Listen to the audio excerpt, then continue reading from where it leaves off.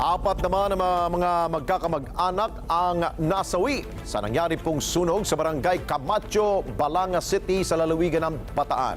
Ang dahilan ng sunog, alamin sa report ni Larry Biscotio.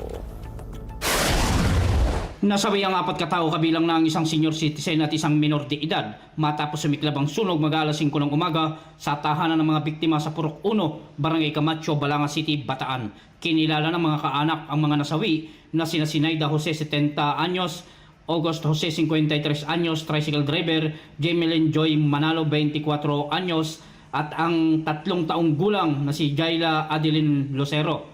Nagtulong-tulong naman ang mga magkakapitbahay na apulahin ang apoy, subalit dahil gawa sa kahoy at plywood ang flooring ng second floor ng bahay ay agad itong tinupok ng apoy at hindi na nagawang makalabas pa ng magkakaanak na biktima. Kumpare ko, akala ko talaga walang tao. Ngayon yung kumpare ko, yun pala. Dahil siya yung kasama namin, nagdala-dala sa buhangin dahil balak nila buksan yung gate para ubusan sana kasi may motor dun sa loob.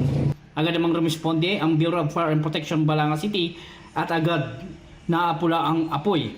Sa kasalukuyan, patuloy ang isinasagawang investigasyon ng Bureau of Fire and Protection sa posibleng pinagmulan ng apoy at kung magkanong halaga ang napinsala. Laking pasasalamat naman ang may-ari ng tindahan ng gasol na hindi lumipat sa kanyang bahay ang apoy kung saan katapat lamang nito ang bahay ng mga biktima. Larry Biscotio para sa Mata ng Agila, matatag, matapang, matapat.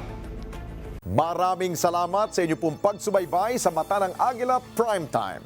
Para malaman ang matatag, matapang at matapat na mga balita, i-follow lamang at mag-subscribe sa @net25tv.